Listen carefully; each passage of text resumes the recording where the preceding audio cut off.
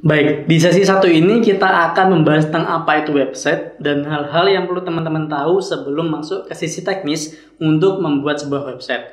Menurut Wikipedia, website adalah kumpulan halaman yang bisa diakses melalui internet. Tapi seperti yang kita tahu bahwa ada banyak sekali jenis website yang bertebaran sekarang, mulai dari website corporate, website untuk personal blog, website untuk tutorial, sampai yang akan kita bahas panjang nanti adalah website sebagai toko online. Kita akan men-skip dulu 3 jenis website ini karena kita hanya akan fokus di satu jenis website ini. Nah, untuk website toko online ini, kalau misal boleh saya gambarkan, itu layaknya kita membuat sebuah toko offline. Jadi nggak ada bedanya antara sebuah toko online dan juga toko offline dari sisi kebutuhannya. Jadi misal teman-teman ingin membuat sebuah toko offline, apa saja sih yang dibutuhkan? Yang pertama tentu tanah. Yang pertama tentu tanah sebagai tempat berdirinya toko tersebut. Lalu yang kedua adalah jualannya. Akan sangat aneh ketika kita punya tanah dan tokonya tapi tidak punya barang yang ingin dijual. Lalu yang ketiga adalah alamat yang ingin kita share. Jadi alamat ini menjadi jalan bagi orang-orang yang ingin datang ke toko kita. Oke, dapat ya 3 ya, tanah, jualannya, barang jualannya, lalu alamatnya. Nah, ini ketika saya tarik ke sisi online untuk sebuah toko online, maka tanah ini disebut sebagai hosting, lalu jualan ini disebut sebagai produk sekaligus konten, dan alamat ini disebut sebagai domain.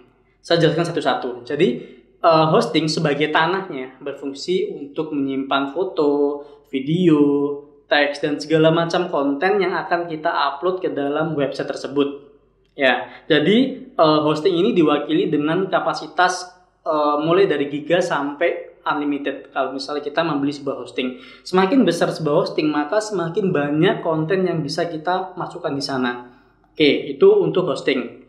Lalu yang kedua tadi adalah sisi barangnya ya. Kalau sisi barang di online berarti konten dan juga produknya. Oke, di sisi konten ini seperti yang saya sebutkan tadi ada foto, video, dan juga teks yang nanti mampu dilihat oleh orang-orang yang mengakses website teman-teman. Dan ini dikemas dalam sebuah themes atau template yang menarik.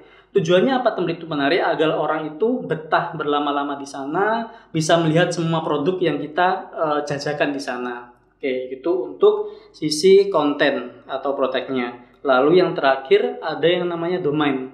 Nah, domain ini kalau di sisi toko offline tadi itu namanya alamat tokonya. Kalau di online, domain itu contohnya, misal kita ambil contoh Tokopedia. Domain Tokopedia itu www.tokopedia.com atau Bukalapak www.bukalapak.com atau Situspedia www.situspedia.id. Ini adalah domain. Domain ini menjadi jalan awal bagi orang yang kita target untuk mengakses website kita. Dan ini domain ini cukup krusial, jadi memang harus hati-hati dalam memilihnya karena sekali memilih domain itu untuk seterusnya. Dan ada tips serta trik yang bisa kita pakai, yang bisa teman-teman pakai untuk memilih domain ini dan akan saya bahas di video sesi kedua.